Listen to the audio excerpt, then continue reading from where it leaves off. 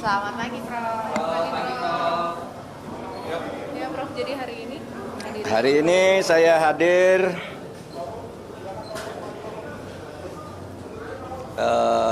sahabat-sahabat saya pengukuhan guru besar karena saya ini akademisi, jadi saya diundang.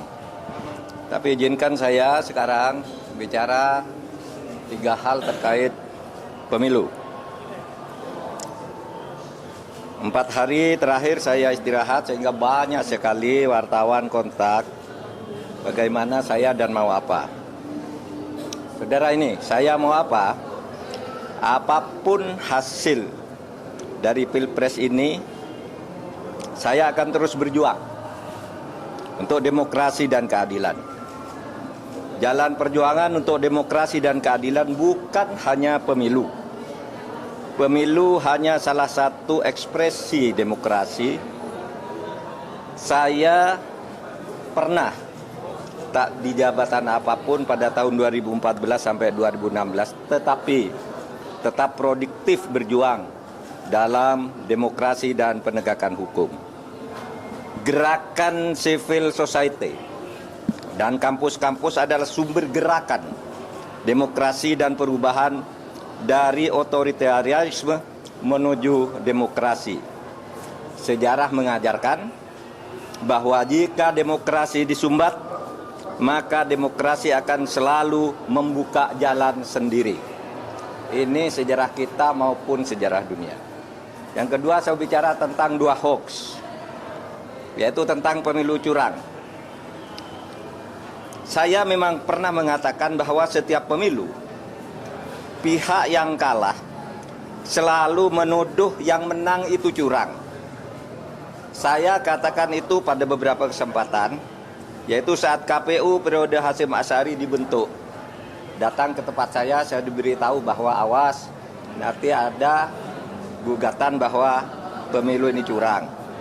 Begitu juga saya pidato itu secara terbuka saat pembentukan TV pemilu di Trans TV pada awal tahun 2023. Jadi saya katakan bahwa setiap pemilu yang kalah itu selalu menuduh curang. Itu sudah saya katakan di awal 2023. Tepatnya sebelum tahapan pemilu dimulai. Tapi jangan diartikan bahwa penggugat selalu kalah. Sebab memang sering terjadi kecurangan terbukti itu secara sah dan meyakinkan. Ketika saya menjadi ketua MK, MK pernah memutus pembatalan hasil pemilu dalam bentuk perintah pemilihan ulang maupun pembatalan penuh. Sehingga yang menang dinyatakan disqualified dan yang kalah naik. Jadi bisa pemilu ulang, bisa. Misalnya saya sebut contohnya hasil pemilu kada Jawa Timur tahun 2008 saat Khofifah dinyatakan kalah dari Soekarwo. Kita batalkan hasilnya dan diulang. 2 hasil pilkada Bengkulu Selatan yang menang didiskualifikasi, yang di bawahnya langsung naik. 3 hasil pilkada Kota Waringin Barat sama dengan Bengkulu Selatan, dan banyak lagi kasus di mana ada pemilihan ulang, terpisah, daerah tertentu, desa tertentu dan sebagainya. Nah, harus diingat bahwa untuk pertama kali istilah pelanggaran terstruktur, sistematis dan masif itu muncul sebagai vonis pengadilan di Indonesia tahun 2008 ketika MK memutus sengketa Pilgub antara Khofifah dan Soekarwo. Saya waktu itu hakimnya. Dan setelah menjadi dasar, vonis-vonis lain untuk selanjutnya masuk secara resmi di dalam hukum pemilu kita. Jadi ini sudah menjadi jurisprudensi dan juga menjadi aturan di undang-undang, di peraturan KPU, di peraturan Bawaslu itu ada. Gitu. Pelanggaran terstruktur, sistematis dan masif itu. Jadi ini bukan hanya jurisprudensi sekali lagi, tetapi juga termasuk di dalam peraturan perundang-undangan, dan buktinya banyak pemilu itu dibatalkan, didiskualifikasi, ya. Saya nangani ratusan kasus tentang ini, banyak. Ada yang diulang beberapa ini, ada yang dihitung ulang dan sebagainya. Tergantung hakimnya punya bukti atau tidak, atau kalau sudah punya bukti, menerima bukti apa berani apa tidak. Berikutnya, hoax lagi tentang hubungan saya dan Ganjar.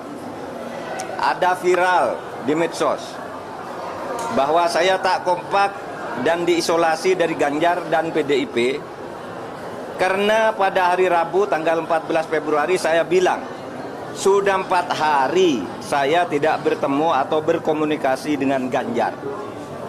Padahal waktu itu ketika ditanya oleh wartawan Rabu pagi itu, kapan Pak terakhir ketemu Pak Ganjar? Saya bilang sudah 4 hari saya tidak berkomunikasi, tidak kontak. Kenapa? Karena sejak kampanye terakhir tanggal 10 Februari di Solo dan di Semarang, saya langsung umroh. Jadi ya tidak berkomunikasi dong, bukan karena berpisah, karena tidak kompak dan sebagainya. Dan tanggal 13 baru pulang dan langsung ke Jogja. Kapan ketemunya? Untuk mencoblos. Jadi 4 hari tak ketemu itu karena umroh. Sebelum dan sesudah umroh sampai sekarang, saya selalu berkomunikasi, bertemu maupun teleponan dengan Mas Ganjar. Itu yang terjadi. Itu saja dari saya, tidak ada pertanyaan. Satu aja, Pak.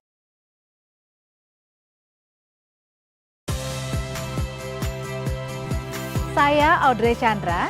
Saksikan program-program Kompas TV melalui siaran digital, pay TV, dan media streaming lainnya. Kompas TV, independen, terpercaya.